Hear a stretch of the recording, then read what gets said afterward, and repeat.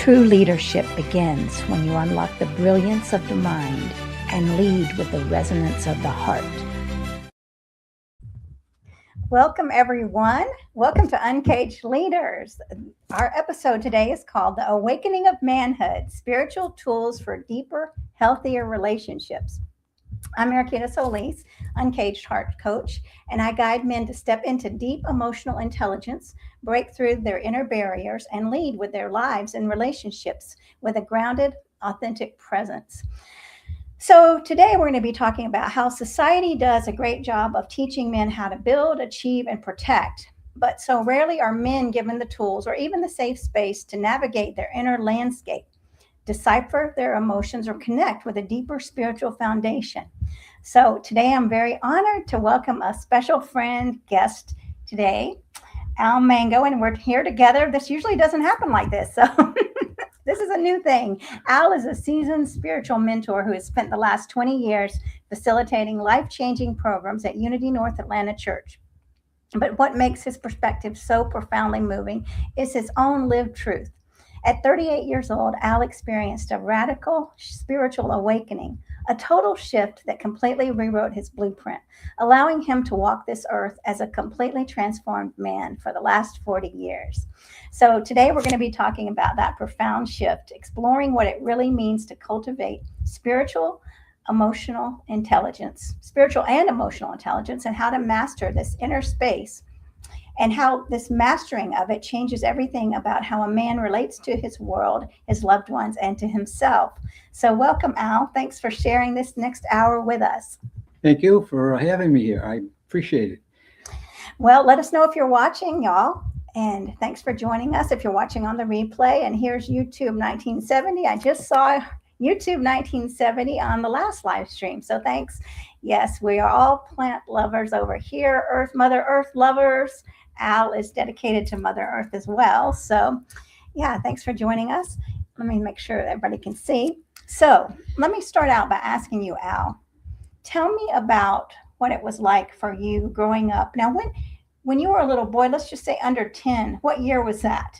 And what was it like for you to see men and what being a man was in society?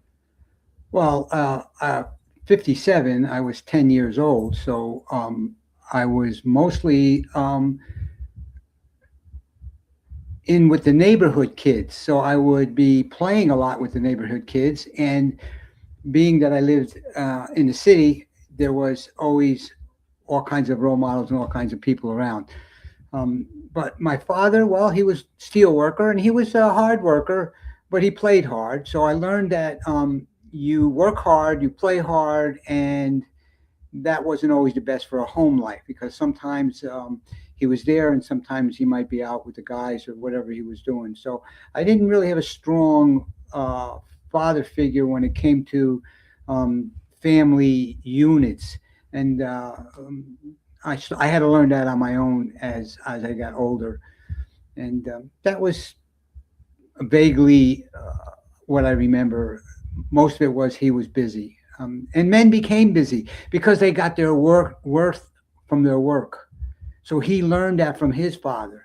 And I actually learned it from him until I changed that behavior. But in between that, up until 38, I ran a restaurant. I was a construction worker, a union man, and a bricklayer. I did all these things because I was getting my worth from my work. And that was what I learned early on. And I had to change that as time went on. And did you know anything about the inner work that you do now, and about connection to soul, or were you really focused on this part of your the thinking brain and not so much the heart brain before 38, or what was that like? Well, I had become a human doing rather than a human being, meaning I was like a robot, because something would happen to me and I would respond because I had no delay time. I had you hurt me or I hurt you, or words are said and I have to say words back. So I lived on the defensive, which is exhausting. I exhausted myself in believing that if I was to get ahead, I was going to do it on my own, which was fallacy. The truth of the matter is, I didn't have a relationship with my creator. So I had to learn through suffering. My learning was through suffering because that took me to a place where I could hit my knees, not knowing that there was something more.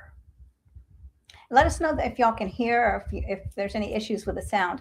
So, yeah. And so, when you were living this life, how did you feel? I mean, did you feel like you were finally a man, that you had made it in the world?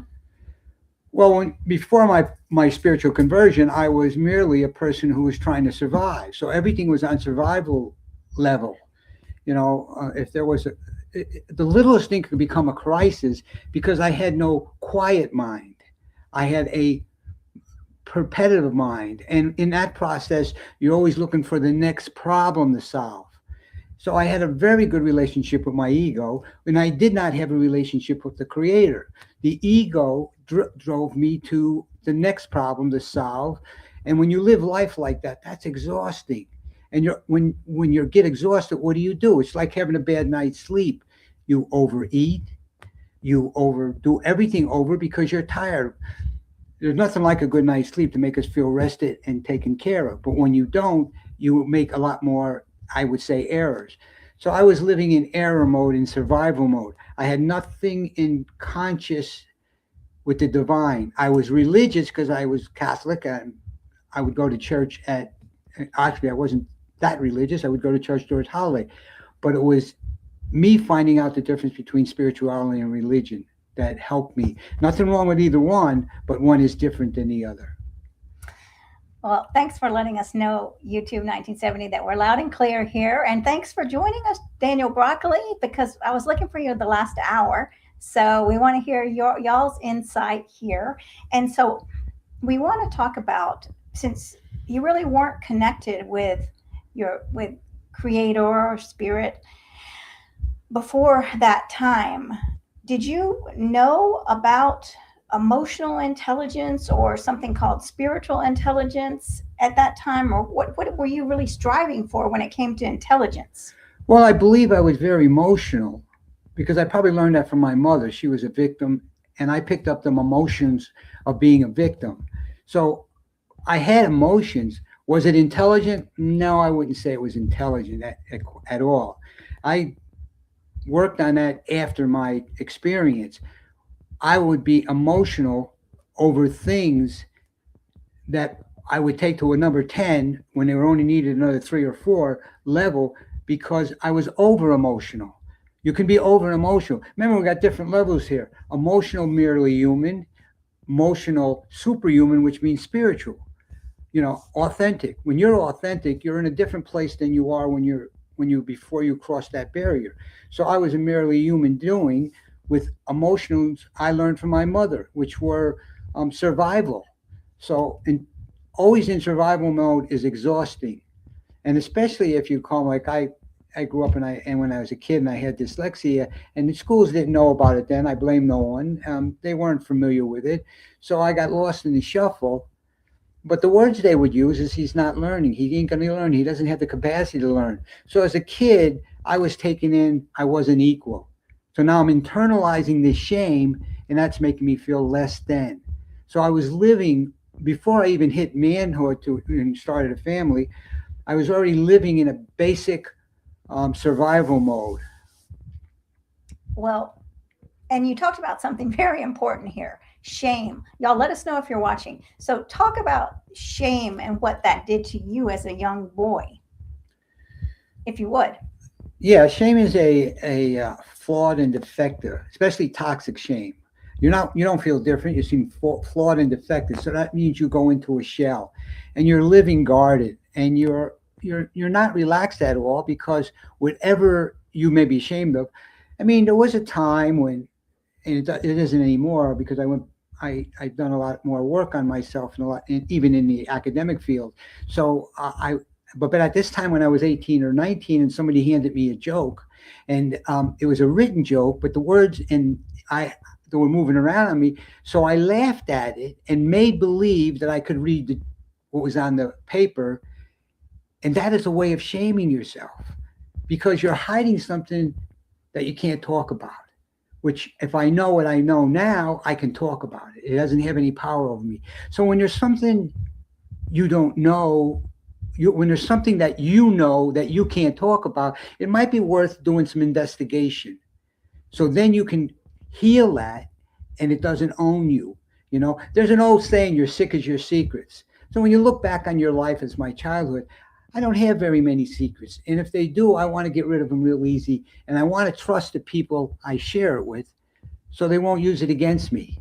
So the confidence comes in time, but shame is part of coming out and becoming an authentic person. And what's the first step if you're afraid of people laughing at you? What would you say to someone that does feel ashamed? Maybe they are feeling like they're not intelligent, they're not confident, and they want to do more, but they don't even know how to start that. Well, it usually will get started by just like what I went through. Somebody handed me a joke and I faked it. And sometimes you have to fake it till you make it, until the pain gets so great where you can't live in your own skin. And that's what usually happens when you start to feel you can't even live in your own body. So then you medicate. You have a bigger piece of cake and then a bigger bottle of beer or a bigger shopping spree. You're always mood alternating with something, a mood altering something to get you out of be who you are. And that can be a life. And I seen my father do it up until he was 89 years old. It was exhausting. And I went into him towards the end and I says, Dad, and I said, you want to talk about this thing called death? And he said, leave me alone. The doctors are going to fix me. I'll be leaving. He never could talk about dying. So there's people that can't hold conversations into some areas because they're too afraid. And I understood that. And I left him alone and hugged him. That night at 3 o'clock in the morning, he made his transition. And I just said he did the best he can. My parents did the best they can with the growing up they had as growing up. We now today have more avenues to different learning programs than we ever did before. If we can stay teachable and say, well, wait a minute, let me be in the middle here and make no judgment about this, we can live in what I call the mystery. And that is where most people don't want to go.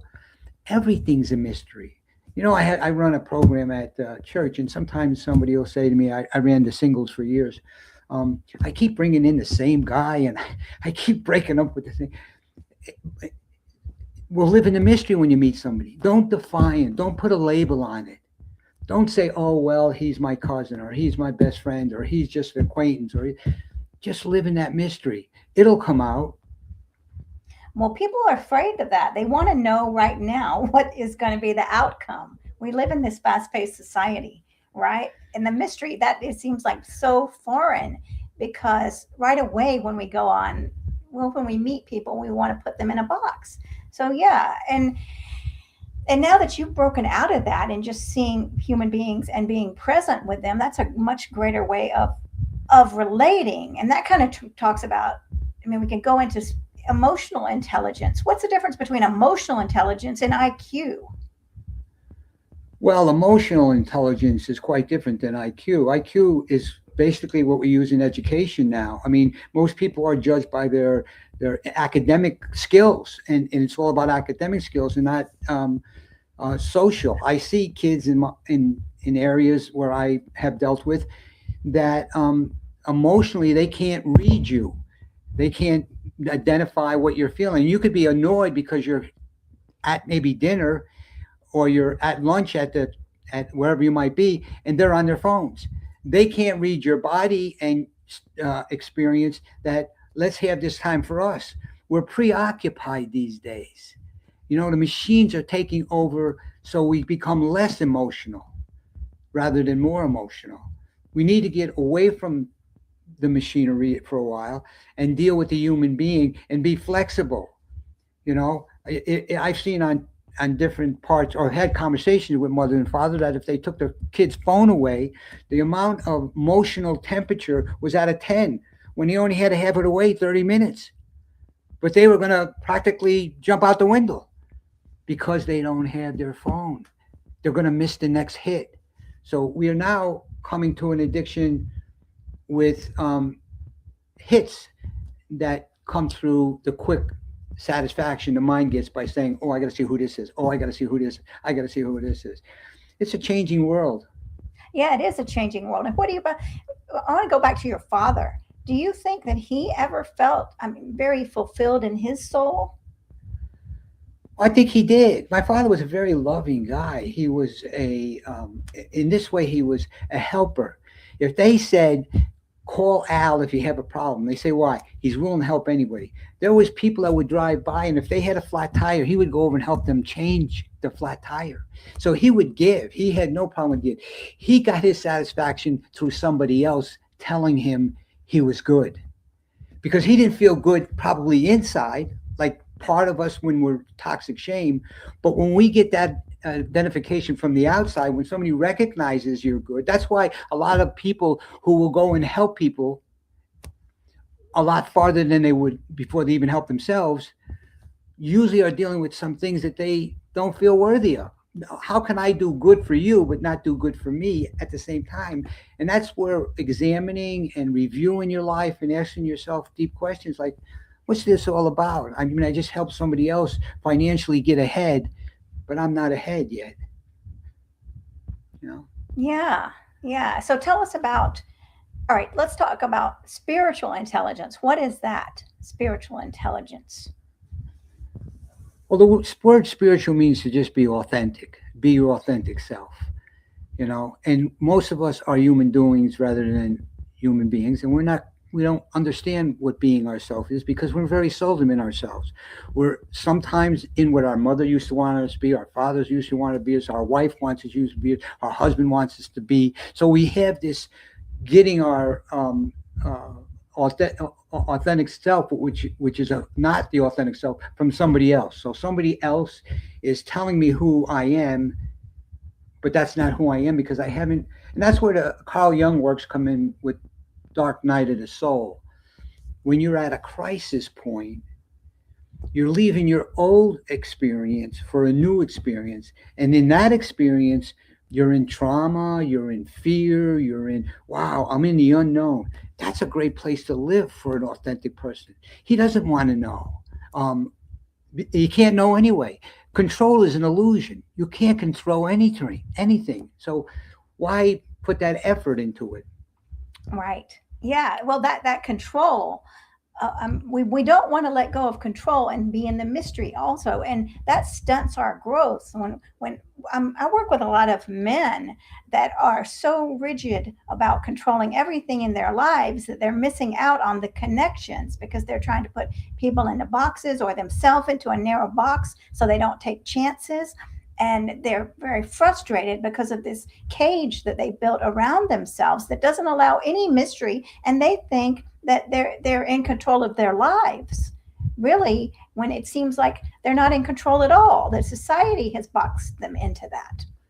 Yeah, you're going to be programmed by the world, by the society, by the gang you hang out with, by the friends you have, whether they're doctors and lawyers or whether they're just laymen or street people. It doesn't matter. Your environment affects you. If you and I right now got to go into a jail or a prison for a year, when we come out, we'd be quite different. There would be changes that took place because we had to survive. We had to survive in that environment. So we learned behaviors to help us survive. And that's what we're doing. And we're coming out of it. I see a tipping point here. I see more progress than I see step backwards, but we make two steps forwards, which I think is a great thing. But yes, our environment, our relationships, and our own thinking, thinking is overrated. We don't need to think that much. You know what? If we could just experience the moment and say, where is this taking me? Without labeling it. We just label too many things to identify them in some way that we find makes a better life. But I think nature, if you can hang out in nature and get away, balance.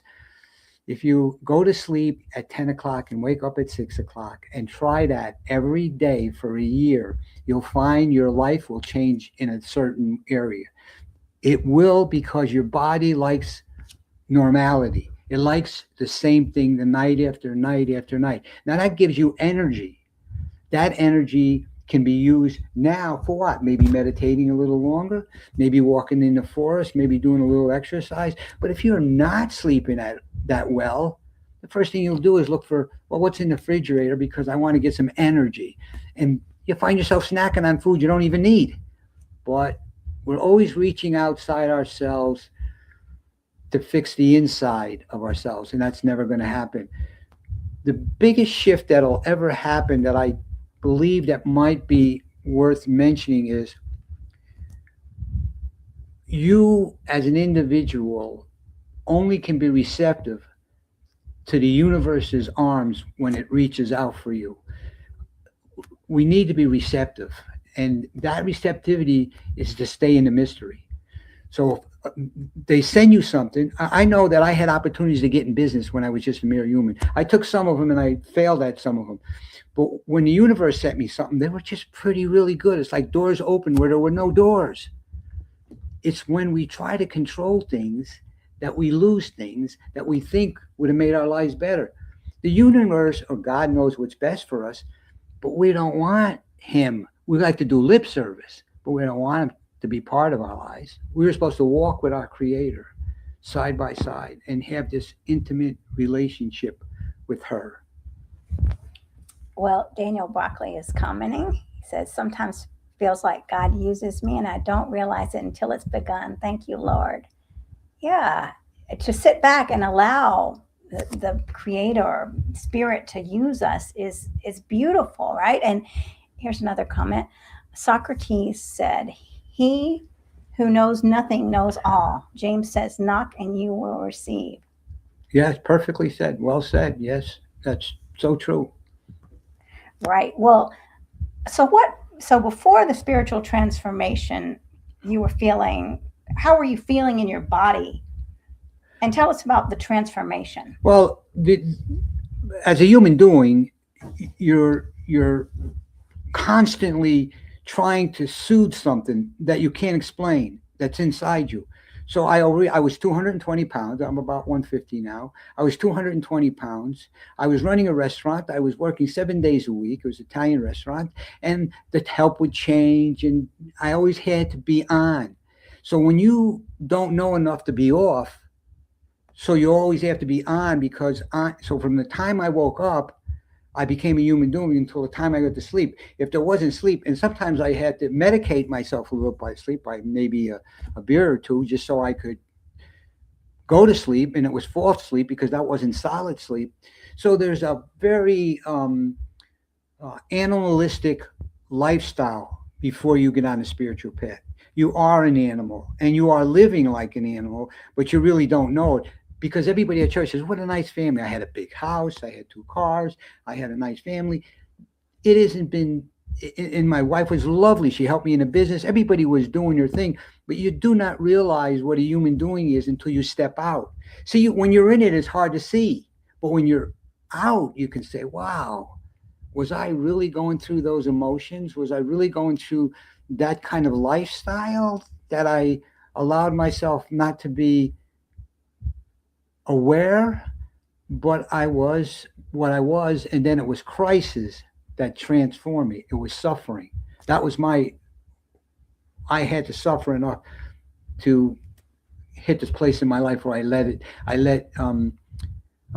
think I heard it said that when your heart is right, pure of heart, when you have no intentions, no malice for anybody, and I think I hit that moment in my life where I just hit my bottom and said, your will be done, or I'm all right with leaving.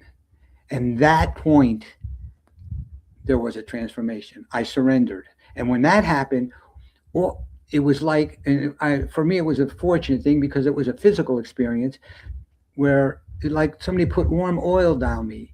All the hurt, pain, and shame subsided. It's like something washed over me, like I could disappear and it would be okay. So I'm grateful. One with my creator, I am really grateful. And what did your family think when they saw this change? Well, that can be a shock to the family. It was a shock. They thought I was told you're not the father, the husband, that person used to be. So you do change a lot, and people can't understand it. Let me tell you, spirituality can't be explained. It can only be experienced. You got three levels on this planet: faith, belief, to knowing.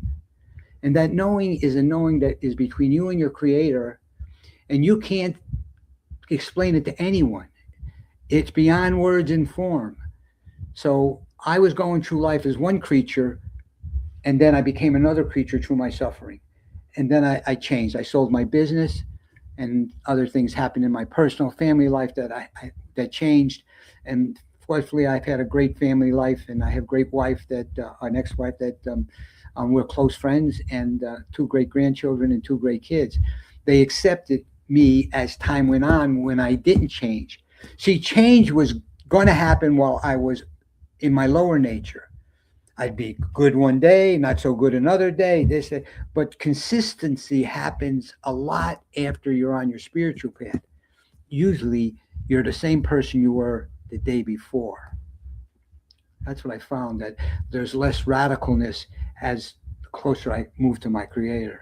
Oh, right. Okay. So you're more in alignment with your authentic self. So if you're not aware, then you're moving all over the place because you don't even know who your authentic self is. So you're just grasping at straws to prove yourself to society.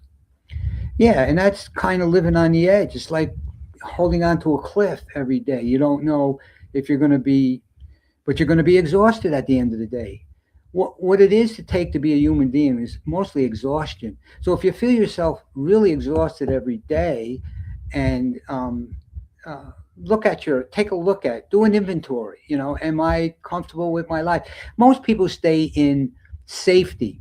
I can tell you many, many, many friendships and marriages and relationships where people would have to lose their house, the kids would have to get hurt, the two people are living together, pal up, and they live together as basically friends, but the passion and the trust has been violated somehow, and instead of healing that, they stay there because of safety. um, Luxury and safety can be a trap. Comfortability can be another trap. Yeah, you're right. I mean, and you might just be going through the motions of relationships, right? Oh yeah, I mean, I mean, a lot of people are really. I have friends of mine for a long, long time. And one guy used to say to me, he says, "Hey, I worked hard for what I have. I'm not splitting it with her." And he was a millionaire. So, but he couldn't see. He's seen loss through a divorce. He said, "Let me stay unhappy. I'd rather stay unhappy than lose my fortune." Hey, it is what it is. Yeah. Well, that's very interesting, isn't it? Yeah. I mean, we see a lot of people defining themselves again by the assets, and it's a trap that men can fall into. I mean, unfortunately, not just men, but women as well. So, Yeah, I mean, I know some. It's not that I know, but I hear and I know, but it's hard to talk about because um, there are people that you love that will might say to you, "Oh, I seen the car he was driving. I wouldn't date him. He's got an old car. Oh, I seen this and I seen that." They look at the material thing. If you don't have a good 401k, if you don't have a house, if you don't have this, if you don't have that, never mind his character, his moral compass, his relationship with his creator. Doesn't matter. If he doesn't have enough of resources, you won't. And this goes for both sides, men and women. So I'm not saying on either one. I mean, everybody looks at the thing that can advance their life. What they call moving up is financially. Give me a break. You give me a kind-hearted person, I'll take that anytime. Somebody kind is worth a jewel. You couldn't put a dollar sign on it. very true, right? Yeah. Yeah. I'm sitting here thinking about uh, how men are valued by their height. Yeah. What do you say to that? Now, you're not six I'm foot not or very tall.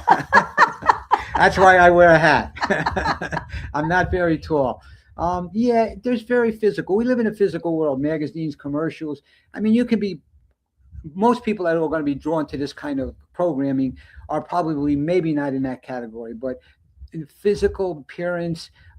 If you have somebody that has your back through tough times, look at. at my seasoned age, I'm not concerned so much how a person has detailed and got to be very beautiful and this and that. I want to know that when things get rough and tough, do they have my back? Because I'm going to have their back. And that's really a partnership. When you know that you have that person have, when you want something for your partner that you have for yourself, safety, security, if you can't do that, then you probably, when you say you love that person, or do you really love them? If you really love them, then anything that you had inquired, required, to Acquired. acquired, that's the word I was looking for, you want for them, and you're willing to share what you have. And you become less attached to the material and more with the experience that you and that person's having. There ain't no greater experience connecting with another human being on an intimate level, especially as lovers, where there's full trust in every area. Man, you have tasted a little bit of heaven. So, what is being a man? What would you say to a little boy that asked you, what does being a man entail? And the little boy thinks he has to get a car, a fancy car, a big house. What would you say to that little boy? Well, this has been said for thousands of years, or maybe not said, maybe role modeled. You do them with trials and tribulations. You take that boy out into the wilderness, and you spend a weekend in the woods, and you camp, and you get a minimum amount of stimulation from the outside. You get it from the inside. Your best way to groom someone in these days is just tell them to step away from the world, step into another place where you're going for a hunt. I would love if my grandchild, and we do this once in a while, we go for a hike and stuff, and we'll be in the woods for a couple hours. But I would even love it if we went for 2 or 3 days and we put up a tent and camping. You want to see a young boy grow, have no stimulation around him, and let him deal with his feelings and his emotions when he doesn't have his cell phone, when he doesn't have his computer. That's the growth.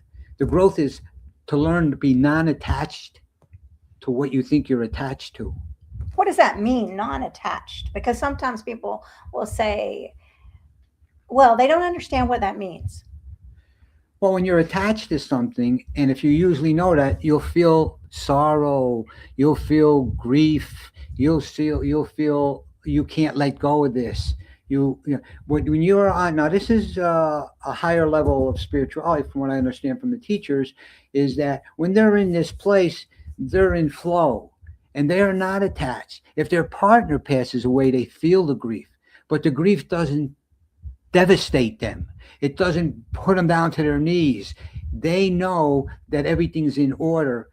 And the Dalai Lama did that when he I believe, when he was taken from his country. He was asked by reporters, "Those people over there, they're slaughtering your monks. They're killing them." He didn't condemn anything. He stayed neutral. When you can stay neutral to suffering, you're in a place where you're beyond. You know the whole picture. You know you can't see the whole picture, but you accept it. A lot of suffering comes in when you don't accept what is. That's usually when suffering comes in. I don't accept what's going on, so let me suffer because it's not the way I want it to be. So you can say, but then you can say, I accept this is the way it is, but I'm going to be an agent of, do something about it. Yeah, you're going to feel pain, but you don't let the pain destroy you. You're going to feel, unless you're numbed out completely, and no one wants to be that, you're going to feel different things. But the real thing you want to stay is, the word non-attachment can be very hard on you. What you really want to hear is, I want to be in flow of life.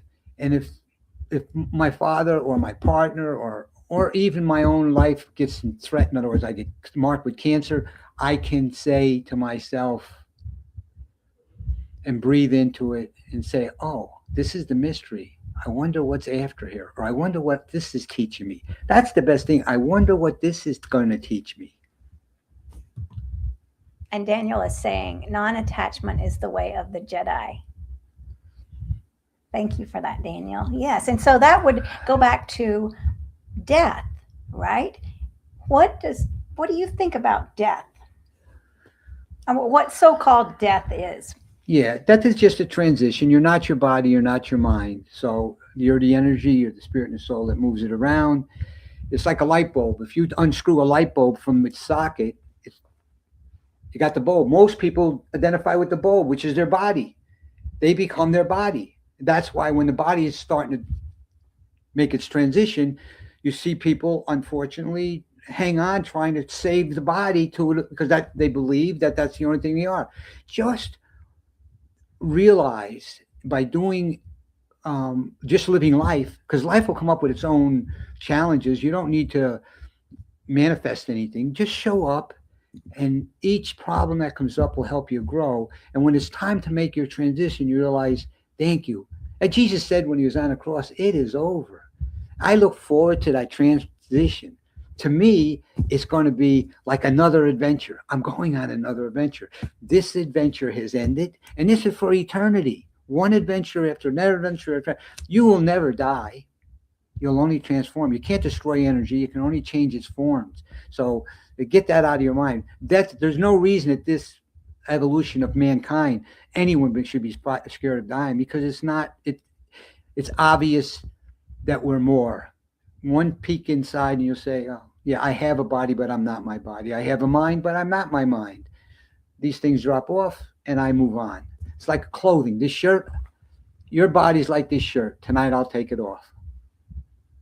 Those are great words to live by. And it brings you so much peace when you know that we are energy. And so we don't have to be afraid. I mean, we can do the best we can in flow with what we have to live with and stand up for what we believe in, but go to sleep at night knowing that we are doing our best. Because when we're living consciously, then we're living an authentic life. We're not putting our heads in the sand and not lying to ourselves and turning our back on our true being. That is the worst way to live. It's when we deny who we are. And so many people, I'm sad to say, are denying their core self. They don't even know what the core self is because they haven't taken the time to ask the questions. And what was the question you said? I said, Yeah, I think you just said a question a few minutes ago. What is like, oh, what's the mystery, right? What's happening here? What is this teaching me, right? Yeah, We're yeah. not sitting in that. Instead, we're reacting, right? Instead of saying, what is life teaching me? We're screaming, right? And when we can sit calmly with that question, what is this teaching me? Maybe it's teaching me I need to use my voice for the environment. I need to be calmly explaining things to other people. I need to study up more on this and see what's happening and how I can make a difference in the world instead of screaming at everyone. It's the internal shift of quiet reflectiveness before we attack or engage in a way that is not healthy to anyone. Yeah, we're a gift. Look at it as a present. You're a gift. Every day you wake up, you have a gift, and you're the gift that's going to be giving the gift to the world. And take that moment by moment and don't try to figure out this or that. Sure, you use your mind if you got to write out a check and you're that. But like I said, thinking is overrated. When you want to go into the past, you're not in the moment. If you want to go in the future, you're not in the moment. So don't lose that moment. Stay out of the past and the future, and just start to realize when they start to pop up. Say, oh, this thought is just a suggestion. Am I going to give it my attention? Every time a thought comes, it's only a suggestion. Don't give it your attention. And if you have a mantra, use a mantra. Om Namaha Shanti Shanti. Om Namaha Shanti Shanti. Doing japa, which is doing your mantra during the day, helps you not to go into stinking thinking. Because it's the stinking thinking that'll take you where you don't need to go. Fear is always there. If you meet someone new, if you're a young man or an older man or whatever, and you're meeting someone and you don't know, and all of a sudden you feel this attraction, don't put a label on it. Just say to yourself, I'm going to live in the mystery. It'll all unfold. You know why? As you get to know something and experience something, you have the answers because now you have the evidence. So often we go ahead of things. We write the script in our head. Stay out of there. Don't write the script of what, oh, if I go over there, my neighbor just broke my fence, we're going to have an argument. You don't know that. You're projecting. We got to get out of projecting because then we're living in fear most of the time, and we don't want to live in fear. That's not a place to live. Well, when you live in fear, you're blocking all Yeah. the goodness that can come into your life Yes. Yeah. because you're shutting down. Yeah. You lose energy, and you do. I mean, life is great. Life is wonderful if you realize it's temporal. It's only for then you move on to another experience. Don't get caught up with, I got to have it all this lifetime. This lifetime is one little stop in billions and trillions of adventures. Jesus said this was not my kingdom. So remember, this is only one kingdom. It's not, don't take anything serious on this particular planet. This is a one that just kind of is one to grow in. Think of it as a big school. What am I learning in first grade? Because this might be kindergarten. I don't think you get into first grade till you get out of this world. So this is kindergarten. So tell me, since you've done so much spiritual work, what teachers have you learned from the most? Or, what is a teacher that really stood out, or a person that you met on your spiritual journey? Well, I was fortunate enough to meet quite a few teachers because probably the job I had, I was the caretaker of Unity for the last 20 years. And, a lot of people who I came in contact with were speakers here, and they were professional speakers that would share their experience, strength, and hope. So I was that. But even these people that made $20,000 or $30,000 for a talk, that wasn't. I mean, I learned a lot from them. Don't get me wrong, I learned a lot, but I also learned I was the person that when a person got in trouble would have to come here and do community time. They would see me and I would put them to work, either in cutting grass or doing this or doing that. I'm going to tell you, among the least of them, you can find a pearl. So when you see somebody, don't think they can't teach you anything. Stay teachable, and you will find pearls all along the way from people you did not expect it from. That's beautiful. Thank you. Yeah. Who was one of those pearls that was a teacher to you? Well, I had a few of them. A few of them. I've had kids at 17 or 18 years old that would come here and because they got in a traffic tip or a gas station, and they would teach me things that I didn't realize. And some of them were physical things about how to use a phone, how to use a cell phone, and some of them were more thoughtful things that I won't do this again. They were sincere. They were honest. Honesty can come after you scarred up yourself. You're willing to pay the price, and you say, "Yes, I did it." And I have had a guy that was a construction worker, and it's a big boss, and big job that he was on, and they took the metal that was off the job and sold it, and the judge said, well, "You can't sell metal that isn't yours." It was just the way you do things when you're trying to get ahead. So what's interesting to me is sometimes there was a lady who was did some. I'm thinking now of all the community time people that taught me a little different things, and she was 75 or 80 years old. She came in. She was walking with a cane. I said, "Ma'am, what did you do to do community time?" And I said, "I don't know where I'm going to put you." So I put her near the sink to just stay there, and I put a chair there so she could sit down and wash the dishes. And I said, "Tell me what you did." She said, "I had a choice." She said, "I had the choice to eat or pay for my insurance. I chose to eat, so I got caught for driving without insurance." Humble. These people humbled me. They taught me how to be compassionate, have empathy, be more listening to what you're. Just because somebody's in doing something that might be related to a crime doesn't mean that isn't a teacher that's there. That's beautiful. And we have a comment from Oscar the Blade. He says, "Well, I need some wisdom. I broke off from a 3-year-old relationship because this year was hard for me, and I became a toxic person when I didn't mean anything I did. What to do next?" Mm. Well, you recognize this one thing you really already did, which is you wrote this, and you recognize is what toxicity is, and that's a big step. That means you are familiar that you're in a place you don't want to be. You just don't know how to get out of it yet, and that right there is the first step. Admitting that what you feel is authentic, and you don't want to stay that way. So I'm sure it's not going to take you as long, and you are going to have to grieve. Sometimes when we have to pal up with sorrow and grief and emotions and feelings that we don't want to, we want to push them away. I can only tell you to not push them away, but just sit with them for a while and ask the universe, say, where's my lesson here? And your will be done. Because if he's done this, if the relationship has done this, it's only opening you for doors that you have never thought you could experience, and experiences with other and higher relationships that are going to knock your socks off.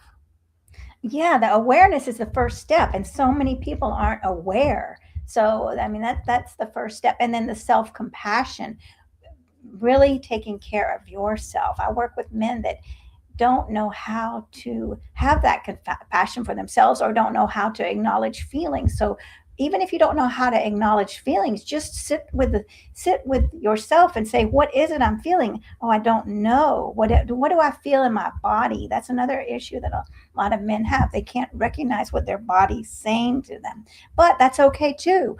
It's in the mystery of it. And so it's really loving yourself and saying, I did the best I could in this situation, right? I don't There's nothing to forgive. I mean, when it comes to us, we do the best we can. We don't always have the best skills or the best way to go about it, but the first step, which is beautiful, is the self-awareness. And I will say that in my other business with Linda Tilson, we're having a community conversation on relationships tomorrow. So I'll put that in the link. It's on the website is www.the-last-first-date.com. And so it's under events. We're going to talk about these issues that hurt us in relationships and how we can grow. It's a Zoom call, community Zoom. So because I see so many people hurting, right? And they don't know how to love themselves. And that's the first step. We have to love ourselves and forgive ourselves and realize we're just doing the best we could. I mean, I could beat myself up for the first 40 years of my life. And I didn't even know how to have compassion for myself. So I had to get the book, Self Compassion, to even start.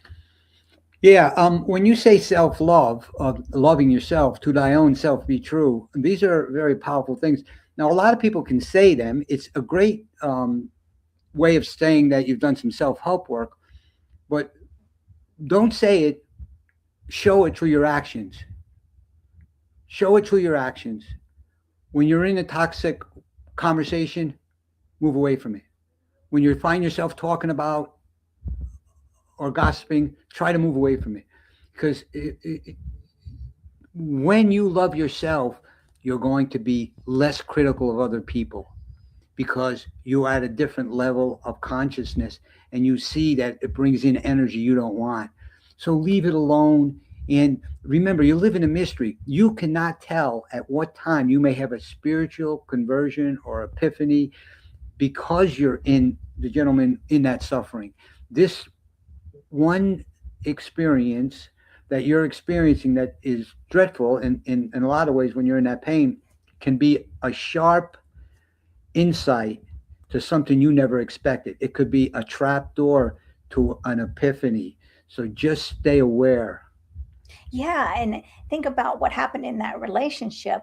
And now you have the tools to make sure it doesn't happen again, right? What are the behaviors that went with that relationship so you can avoid it? What was the behaviors of the partner that you want to make sure that you don't have again? And we want to have relationships that are based on core beliefs, morality, right? And someone that's conscious, right? And now that you're conscious of what is going on in your life and being able to be self-aware and reflect on it, you're bringing that potential, a greater potential, into the next relationship that you have. And what a gift that is for your next partner, is that awareness. I was able to look back at the relationship and learn this. Yeah, you're truly alive by feeling your feelings, which you're suffering right now, and you're blessed for it. A lot of people would be doing drugs or getting drunk or going out having sex or trying to get it fixed with something else. People mood alternate. Mood alternate is not the answer to when you're in pain. It is a blessing, and the opposite of it, a blessing. It's suffering that comes to us that helps us to grow. And anger, be conscious of the anger. If you have this undefined anger where you want to strike out all the time, you can breathe into that. You can, just what you did now, talk to close friends, because Al, eventually this too shall pass, and your heart will be open again, and the lessons will be learned. I know, and allow the grief that's so important Yeah, to not push it away and to feel it, because the more we push it away, the longer it's going to stay. yeah. The more that we feel, the more it can move through us, and we can move on. And there's no rushing it either. There's no saying, "Oh, I need to be done grieving at this point," right? Yeah, No. no. Life is full of ups and downs. When you can stay in the middle ground and kind of just realize that what brings them up and down is my perception of how bad they are, how good they are. So it's all in the mind. I've been in places where I've suffered real greatly, and that's because I had a real attachment.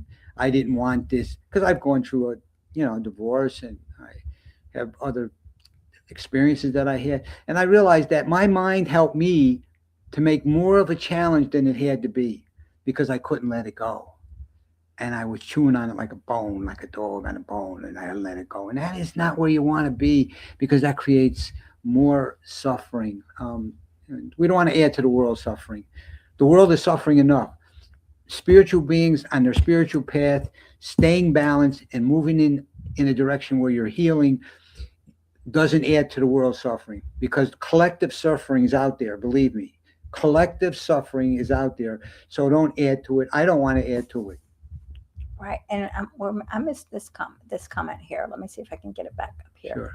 Um, he said, Oscar said, "Well, I was abused mentally in the house I've lived in. Now I'm free, and I became an entrepreneur now." That's wonderful. Yeah. And so, Congratulations. yeah, that's very That's the exciting. kind of story you want to hear. Yeah. Right. Uh, Right. uh, that's the hero's journey. That's the dark night of the soul. Yeah. Tell us, what is the hero's journey for someone that might want to look that up? Well, Joe Campbell wrote a book and it became famous. And a hero's journey is about someone who comes across living a normal life, talking, maybe married, maybe not married, maybe just on a job, living a normal life. And all of a sudden, he has a challenge. And that challenge calling him to do something. But he knows to do it, it's going to put him in need of great damage. Just like if you're going through life and then you get the draft. When the draft was in, I lived through the Vietnam War. You were home, you were safe, you were 18 years old, and the letter comes in the mail, and now you find yourself a soldier in boot camp with a gun, going to go kill people. Now that's a transformation to a hero's journey because normal life into something that is unpredictable. Don't know where you're going. This is a place where people are going to die. Some people aren't going to come back. You go through that whole experience. You learn all these things: how to use a gun, maybe ride it, bring a tank, maybe fly an airplane, or whatever. And then you come back on the other side. And you go back to you made it true. Your friends died, but you made it true. Now what are you doing? You're telling the people your wisdom. That's the hero's journey. Experience in life, learning from it. Along the way, you find other great teachers that say, don't go here, do this and do that. And that's where you learn the greatest lessons, and you come out and you'll be able to share them with your tribe. You'll be able to say to somebody, this happened. And people experience it through you. Maybe a death that you had a friend in your arms that died, or maybe you've seen somebody get their whatever that tragedy is, you bring that home, and that stays in the hearts of everybody. So we're on the greatest adventure imaginable. We are having the greatest. This world will have a hero's journey. Believe me, this world will transform, and there is a tipping point. Things will change when it's time to change them. Yeah, that's very true. And we all have heroes' journeys. So now, are we watching for them? Are we recognizing them? Are we pushing them away? We want to sit in that difficult spot, because that is the spot that will break us open and break us free into our authentic selves. And then we take that out, like you're saying, bring it back to the community, share it so you can help others with their healing journeys. And that way we can all grow together and we can all heal together and really transform our lives. So, Well, when a vital person vitalize, when you transform your life, you transform the world, one heart at a time. One heart at a time. beautiful. Look, I can't believe we've already gone 54 minutes. Oh, All right. great. So, All right, give us your final thoughts, and I really appreciate this. And let us know where people can get a hold of you if they want to chat and they might want to reach out to you for support. Well, I'm always at Unity North Church on Sandy Plains in Georgia, and you're more than welcome to come. I have a class from 10 to 11 every Sunday, and it's called Insights into Spirituality. It is a wonderful class. The people in there are so much more advanced than I am, believe me, and so much more loving in so many different ways. I've been fortunate enough to work for this spiritual community, and I'm grateful for it. And if you ever want to stop by and say hello, please feel free. I run the whole dining room, coffee shop in the mornings, and then I have the class and several other things that come up and go. I have the Hero's Journey class once a month. Please join us for that, and it'll be on the website at Unity North, and you can always get at me, Al Mango at unitynorth.org. If that's if that's the way you want to connect with me, I'm more than welcome to chat with you. On Zoom? Yeah. Well, or phone? Whatever. You can call me through my email, almango@unitynorth.org. And we can start with that way, or stop in at the church and come to the class. I'd love to have you and chat with you, and I think you would enjoy it. Yeah, if you're in this area, Marietta, Atlanta area, please come to Unity North Atlanta. We welcome you, and we're non-denominational. We welcome everyone, and because everyone has such a beautiful heart, and like you said, when we spread that around, we change the world. So we want everyone to be living in their authentic, beautiful self, and to be able to see the blessing of you, because when you see that, nothing will stop you.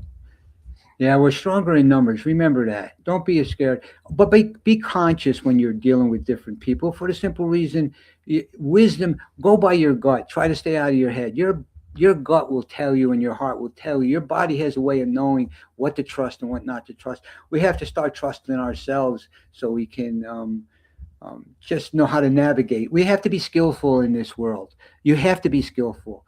And every thought, remember, I'll leave you with a tip. Every thought is just a suggestion. You don't have to give it your attention. Right. Don't be taken down by the wrong thoughts. All right.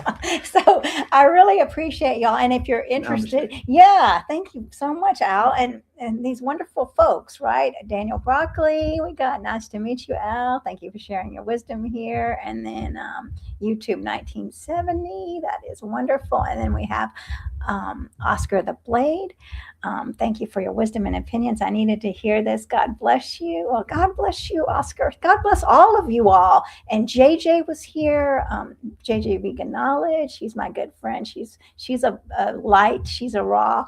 She eats raw foods and amazing. I like to hang around with her for a while. Yeah.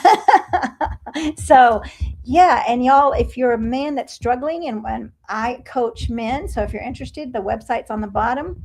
Reach out to me, and no one should suffer. Reach out to Al. Maybe you don't want to talk to me. Maybe you want to talk to Al. That's fine. Just find someone to really to be able to express who you are in a safe space, so we can all heal. That's what we're here for. So thank you, Al. You're welcome. He's a good guy. I knew you would love his wisdom. So my hat is funny. You'll have to come back on the show. Come visit us. It's a pleasure. I'm glad. I'm grateful and humbled. Namaste. Namaste, y'all. We'll see you next week. Bye, y'all. Bye-bye.